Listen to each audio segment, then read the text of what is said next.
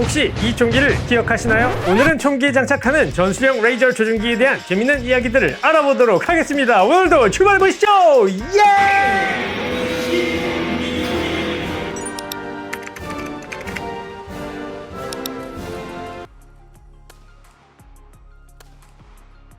안녕하십니까, 이것이 미코기다의 제임스입니다. 자, 1984년 영화 터미네이터에서 아노 슈왈제네거가 사용했던 거대한 AMT 핫볼러 롱슬라이드에 부착된 레이저 조준기는 당시 저에게 엄청난 충격이었습니다. 사실 영화에 등장한 이 레이저 조준기는 총기용으로 상용화된 제품은 아니었습니다. 하지만 이 영화가 어마무시하게 인기를 끌게 되면서 군인과 경찰 그리고 일반 소비자들까지 총기 장착용 레이저 조준기를 요구하기 시작했고요. 이는 제조업체들이 소형화되고 실용적인 레이저 조준기를 개발하는 강력한 동기가 되었죠.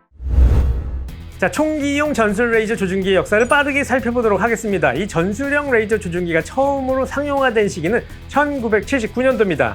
이 기술은 Razor Product Corporation이라는 회사에서 처음으로 선을 보였는데요. 이 회사는 나중에 Surefire라는 이름으로 알려지게 되는 미국 회사로 세계 최고의 고성능 전술 장비 및 조명 제품을 만드는 제조업체가 됩니다. 미국에서 굉장히 유명해요. 자, 1990년대 레이저 조준기는 매우 고가였습니다. 그리고 크기도 지나치게 큰 편이라 특수부대나 스와트 같은 군인이나 경찰들만 사용을 했었죠.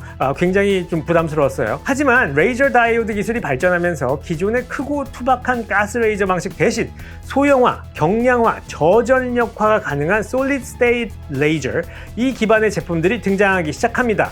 2000년대에 들어와서 기술 발달로 인해 레이저 모듈이 굉장히 작아지고 저렴해졌고요. 권총이나 소총에도 이런 피카티니 레일 같은 전술 액세서리 장착이 가능해진 제품들이 나오면서 민수시장에서도 전술형 레이저 조준기 구매가 일어나기 시작합니다. 미국 민수형 레이저 조준기 시장 형성에 가장 일조를 한 회사 중에 하나가 바로 2007년도에 나온 중국의 올라이트사입니다. 자, 제가 여기에 대해서 조금 부연 설명을 더 드리자면 Surefire나 스트림라이트 같은 고급형 레이저 조준기는 극한의 실전 테스트를 거친 전문가용으로 대부분 미국 내에서 생산이 되고요. 그렇기 때문에 군, 경찰, 스와트 같은 계층에서 많이 선택을 받고 있습니다. 하지만 보통 이런 고가의 장비들은 권총 한 자루 값을 치루어야지만 구매가 가능하기 때문에 부담이 상당히 많이 됩니다. 기본적으로 한 300불 이상이고 비싼 건 1000불이 넘는 그런 제품들도 있어요. 다행히 이 올라잇의 제품은 가격이 거의 이런 럭셔리 브랜드에 비해서 50% 이상이 저렴하고요. 성능도 꽤 준수하기 때문에 민간인 홈 디펜스용이나 에어소프트 매니아들한테 가성비로 매우 좋은 제품이라 이렇게 평가를 받고 있습니다. 저는 보시는 바와 같이 대부분의 홈 디펜스용 총기에 이렇게 올라이트 전술 라이트를 사용하고 있습니다. 자, 전술형 레이저 조준기도 보고 싶으시다고요? 바로 여기 있습니다! 자, 오늘 보여드릴 레이저 조준기는 전술 라이트와 통합된 제품으로 이름은 Bald RS이며 올라이트사에서 리뷰를 위해서 보내주셨습니다. 사실 이 제품은 매우 스마트한 제품인데요. 권총의 이 피카티니 레일에다가 레이저 조준기만 장착을 하게 되면 사실 전술 라이트를 장착할 수가 없죠. 그래서 이 두 가지를 합쳐서 만들어 놓은 것이랍니다.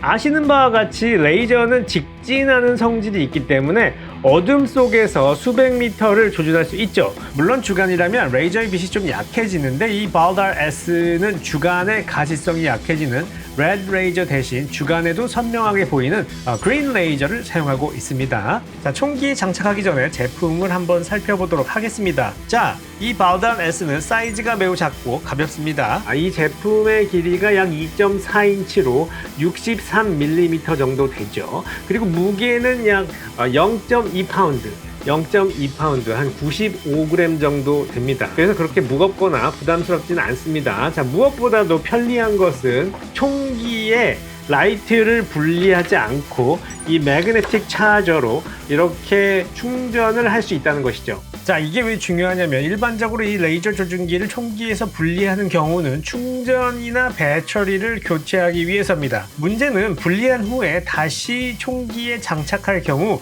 레이저 조준기의 0점을 다시 잡아야 할 가능성도 있습니다. 하지만 이 발달 S 같은 경우는 분리하지 않고 매그네틱 충전 방식으로 충전이 가능하다는 장점이 있는 것이죠. 자, 이쪽 위쪽을 보시면 이렇게 피카티니 레일에 장착을 할 수 있도록 레일이 이렇게 되어 있습니다. 이 레치로 이렇게 고정을 시키는 것이죠. 이것도 굉장히 편리합니다.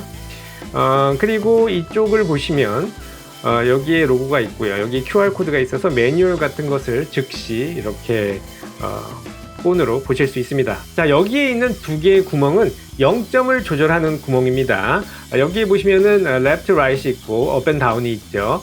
이 Allen 키로 이렇게 돌려주면은 좌와 우, 그리고 위와 아래, 위 아래, 위 아래 이렇게 레이저의 0점을 조절할 수 있게 됩니다. 자, 이쪽에 보시면 버튼이 두 개가 있는데요. 이것은 왼손잡이, 오른손잡이를 고려해서 양손으로 조절할 수 있게 만들어 놓은 것이죠. 자, 이 밑에 보시면은 아까 전에 보셨던 매그네틱 차징 포트가 있죠. 여기다 이렇게 충전이 되는 것입니다. 그리고 여기 보시면 세 가지 모드가 가능한데요. 첫 번째로는 라이트만 켜는 모드가 있고요. 두 번째로 여기에 보면 라이트와 레이저를 함께 켜는 모드가 있고, 마지막으로 레이저만 켜는 모드가 있습니다.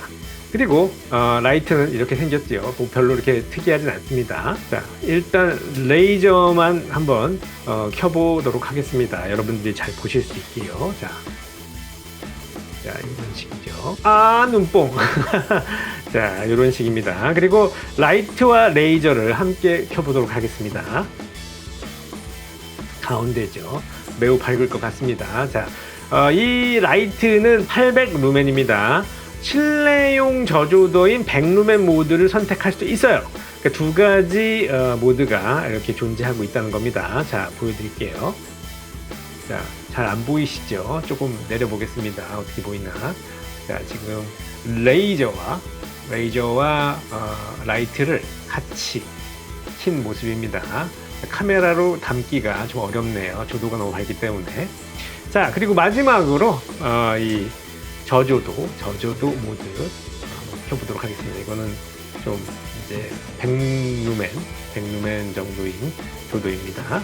자, 바우달 X는 여러 총기에 장착이 가능한데요. 특히 권총 중에는 글락 19급인 서브컴팩부터 풀사이즈 권총까지 다양한 크기의 권총에 장착이 가능합니다. 하지만 안타깝게도 이 SIG P365 같은 초소형 마이크로 컴팩 총기에는 장착이 되지 않습니다. 얘는 안 돼요.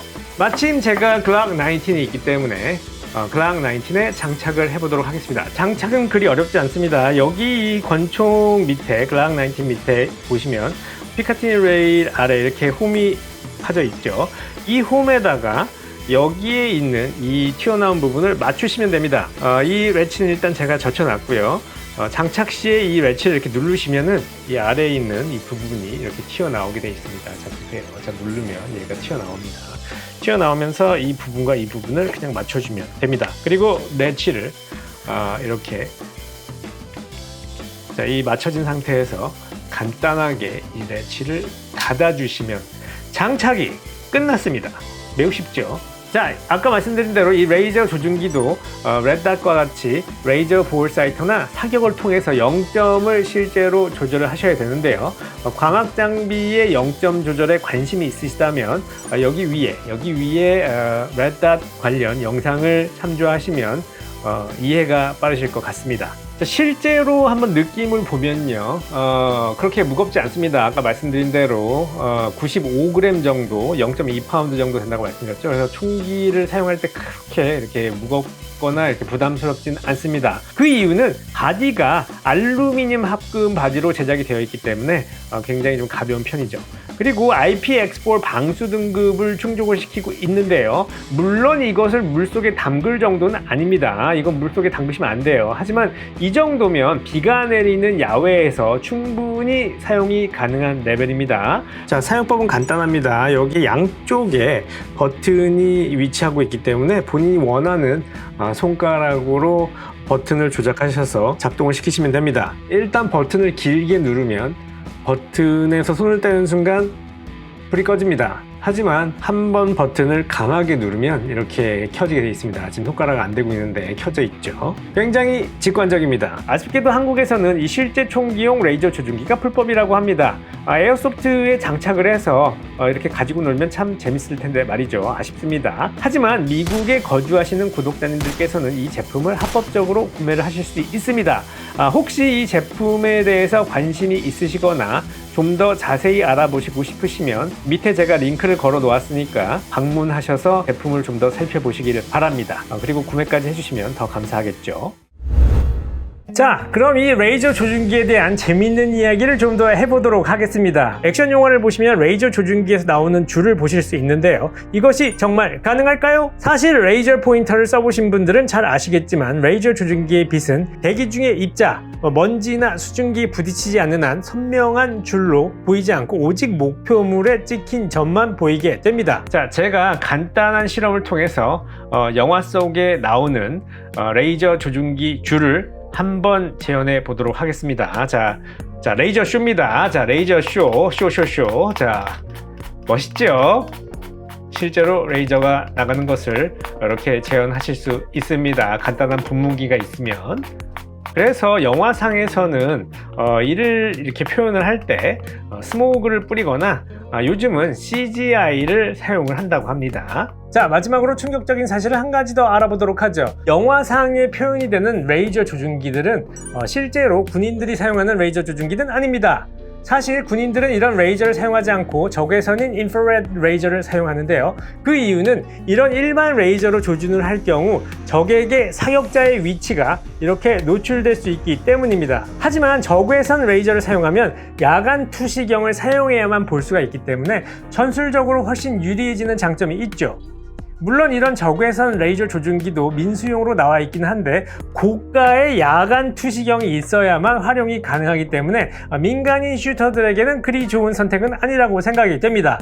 물론 에어소프트나 총기에 열정을 가지고 계신 미국인들이라면 가격은 문제가 되지 않겠죠. 자, 오늘은 여기까지입니다. 이 영상이 호응이 있다면 다음 기회에는 레드닷과 레이저 조준기에 대해서 조금 더 깊게 다루어 볼 예정입니다. 영상이 즐거우셨다면 구독, 좋아요, 알림 설정 꼭 부탁드리고 다음 영상에서 또 뵙겠습니다. 감사합니다. 고마워.